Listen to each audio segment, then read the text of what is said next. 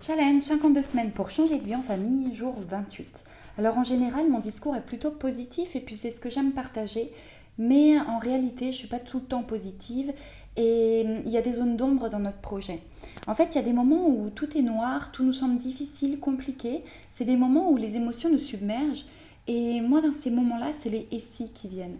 Et si ça se passait mal, et si nos enfants préféraient rentrer, et si nous on se faisait pas assez de vie nomade, et si on n'avait plus d'argent, et si on tombait malade, si on avait un accident, et si on se faisait agresser, voler nos affaires, et si on perdait un proche alors qu'on est à l'autre bout du monde, et si, en fait il y en a plein des si. Et entre les risques qui sont réels, les risques qui sont surestimés par notre méconnaissance, par l'inconscient collectif, les risques qui en fait pourraient aussi être là en France, c'est parfois difficile de faire le tri. Et on peut se pourrir la vie avec des si. Et du coup, je suis pas tout le temps positive et j'ai aussi des peurs comme ça.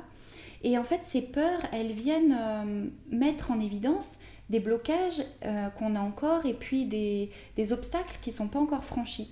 Et il y en a encore aujourd'hui.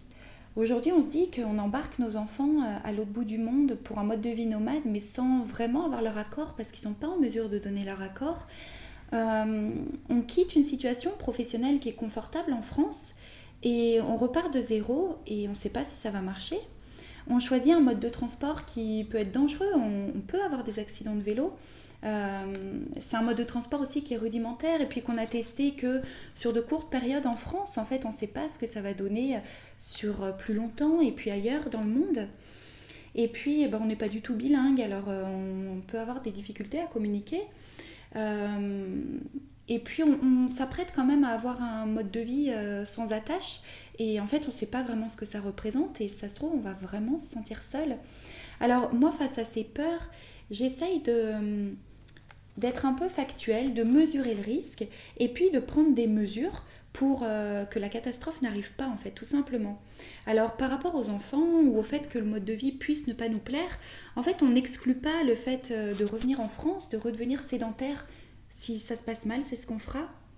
Et puis par rapport à notre travail, en fait on est déjà entrepreneur en France, mais effectivement on essaye de construire quelque chose de nouveau qui puisse être compatible avec une vie nomade, mais peut-être que ça ne marchera pas non plus. On ne sait pas à l'avance et peut-être qu'on devra redevenir salarié un jour, c'est possible. Et puis par rapport aux langues, ça s'apprend les langues finalement. Et par rapport au manque d'expérience, en fait, on se dit que réellement, on se donne les moyens de prendre le temps de se faire l'expérience. Notre voyage n'a réellement pas de date de retour, pas de durée. Et donc, les premiers mois, c'est vraiment du test. Et puis, on verra au fur et à mesure comment ça se passe. Alors non, je ne suis pas que positive et j'essaye en fait de me focaliser sur le positif, de vraiment prendre en compte le risque, de me confronter à ça, de le mesurer, de trouver des solutions pour le contrecarrer et puis après, on verra bien. Alors si cette vidéo vous a plu, je vous invite à la liker, à la partager et puis bien sûr abonnez-vous et moi je vous dis à demain.